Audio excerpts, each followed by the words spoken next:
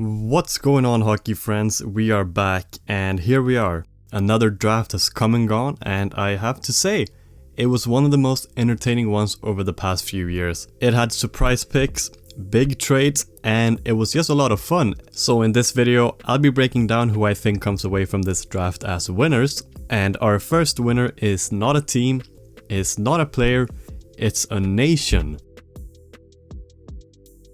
Because yes, the real winner here is Slovakian Hockey. Juraj Slafkovsky 1st overall, Simon Nemec 2nd overall, and Filip Mesar 26th overall. I mean, what a time to be a Slovakian hockey fan. We knew going into this draft that Slafkovsky and Nemec would be in the top 5, top 7, whatever, but I did not have them going 1 and 2. It's such a small nation in the grand scheme of things, but they have such a great hockey culture and history there. And I know their fans are absolutely loving this, and they deserve this moment. As for the picks when it comes to fit within their organizations, I'll be honest, I had Wright going 1st overall, like most people did, and I thought he would be a better fit in Montreal.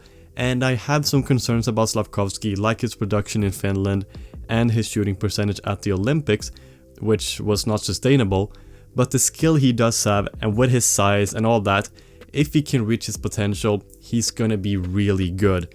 And if anything, it's going to be hilarious to see him next to Caulfield just because of their size difference. As for Nemec to New Jersey, I like it. I like it a lot. And even though it was obvious that they would have preferred Slafkovsky, I think Nemec is a really good fit.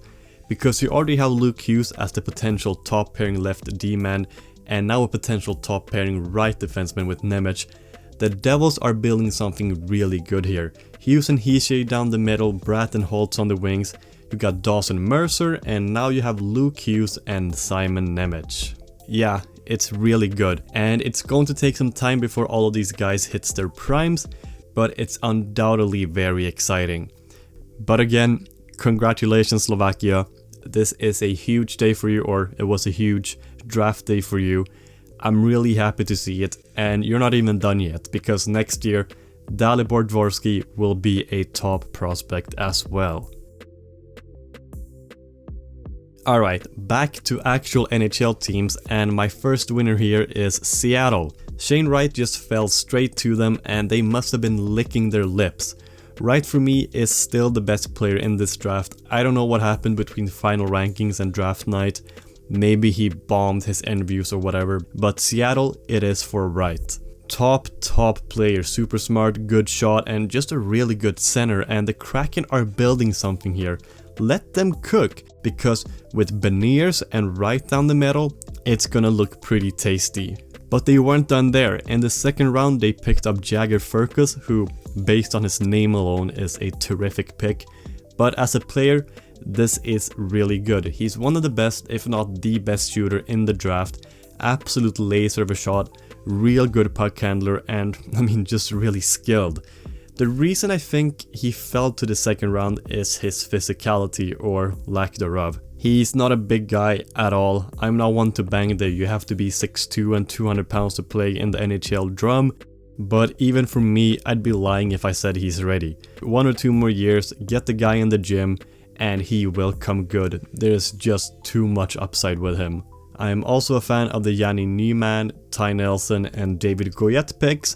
It was just a really good draft from Seattle, and one I think they can look back on in a few years and be really happy about. My next winner is Buffalo. I think they had a really good first round. Matt Savoy at 9th is so good. Sweet hands, good skater, really good shot, and just a very enjoyable player to watch. And yeah, he's on the shorter side, but that's fine. Like I said, you don't need to be 6'2", and I think, again, that skill weighs up for it. People are throwing around names like Braden Point and Matt Barzal as comparables, and yeah, I can see it, but I think he's going to be playing on the wing. But that's no problem, because the Sabres picked up center Noah Östlund at 16th overall. I think this pick is a bit riskier, but I like him. He's a really good skater, so much fun to watch when he gets going, and he's a really good playmaker as well. He's not going to score a ton of goals because his shot really is not that good at all. So don't expect that from him, and I mean his stats speak for themselves. He's a playmaker and he's a really good one at that. And with their final pick in the first round, Buffalo got Czech forward Jiri Kulich. This is also a really good pick. He's got a really good shot. I love his one-timers. He skates well and had an unbelievable under-18 Worlds tournament where he scored the most goals with 9 and was named tournament MVP. So those are the forwards the Sabres drafted, but they added some prospects on the defensive end as well, such as Mats Lindgren. He's a neat little pick. He probably fell further than he should have, but this could turn out to be somewhat of a steal for Buffalo. I'm not expecting him to be a top 4 guy, but if you find a serviceable defenseman with some good upside in the 4th round, you should be very happy with that. Overall, the Sabres did a great job adding to their prospect pool and the young core they're building. I'm really excited to see how this post-Jack Eichel era will play out. Even though the Wild had picks in the latter rounds of the first round, I'm a massive fan of what they did. First off, Liam Öhgren is a great pick. It's the safer pick of their 2 first-round picks. He had unreal stats in J20, over a goal a game, and part of that Djurgården trio with Östlund and Lekkerimäki, who also won gold at the under-18 Worlds. Öhgren is a powerful winger with a great shot, good skater, nothing amazing, but he can definitely hold his own, and overall a really good pick at 19th, and I think he has top 6 potential. The other pick is more risk but definitely more reward, and that's kind of why I have Minnesota as winners, because if Danila Yurov can live up to his potential, the Wild have an amazing player here. The question is, as it is with all prospects, if he can reach his potential, but the more pressing issue is that he's in Russia, and with everything that's going on right now and the uncertainty, will we even see Yurov in the NHL for the next few years? There's no question about his ability though, make no mistake about it, he could honestly and should have probably been a top 10 talent in this draft. He's a really slick skater, real good hands, and I know you're going to look at his KHL stats and be worried, but here's the thing, he averaged like 4 minutes of ice time over the entire season, and it got worse towards the end of the season and in the playoffs. That's nothing. Like, he had 10 shots total in those 21 games. He did not get a lot of ice time. In the MHL though, which is the junior league in Russia, it's not an amazing league, but it's what we have to judge him with.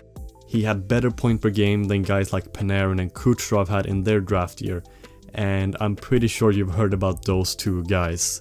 Yeah, this is a high risk pick given the current situation with Russian players, but the reward here is equally as high. I'm a real big fan of this pick, and I think Wild fans should be as well. For my final winner of the draft, I debated between Tampa and Columbus. Tampa got Isaac Howard, who I really like, and I like the fact they took a chance with triple overager Lucas Edmonds. But when I look at Columbus, I see a team that added 2 elite defenseman prospects in the first round, David Jiricek and Denton Mateychuk. I think Jiricek is great, I talked about him in my Flyers video and I was fully expecting them to pick him at 5th, but Columbus got him at 6th instead. It's a great pick. Jiricek he's awesome.